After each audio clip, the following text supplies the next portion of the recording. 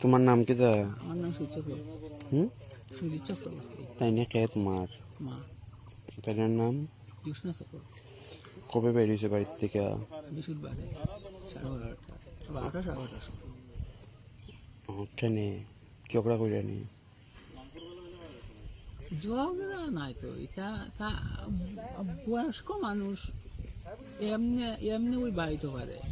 আমার লগে ওয়াজ ঝগড়া দিল। এখন নাই তো বাইরনের পরে কি পুলিশরে জানাইছিলেন? কুজাকুজি করে কুজাকুজি করছিল? টুকাইছে 3-4 দিন। আমরা বহুত মানুষের টুকাইছি। পাইছেন না? আজকে কেন কে পাইছে?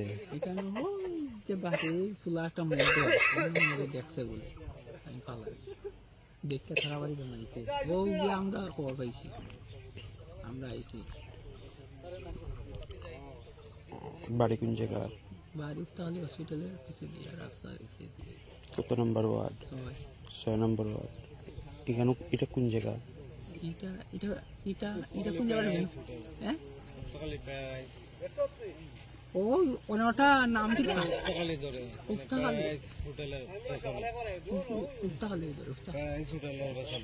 এখন যদি অত দিদাই দিয়ে হঠাৎ তো গাড়ি ঘোড়া থেকে লাগেনি, তাও নাই। এটা এখানে দিদাই দিয়েছি। ময়নাতদন্তের দেওয়া হবে।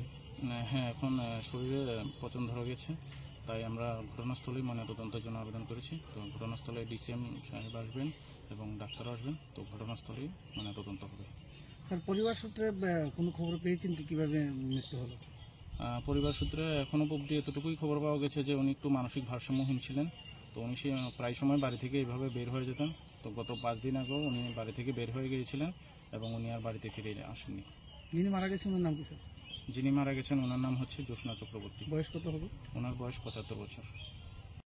7টার দিকে আমাদের কাছে থানায় ফোন আসে যে উত্তর দেওয়াছড়া ওয়ার্ড নাম্বার 3-তে শ্রীমতী প্রমান্ত সিনের বাড়ির নিকট জঙ্গলের পাশে একটি মৃতদেহ পাওয়া গেছে।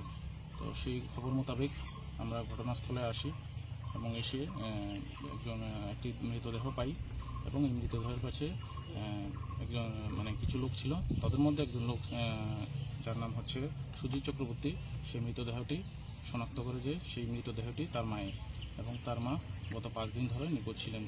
তো এই ব্যাপারে সে কালকে পানিসাগর থানায় একটি নিখোঁজ ডায়েরি করেছিল।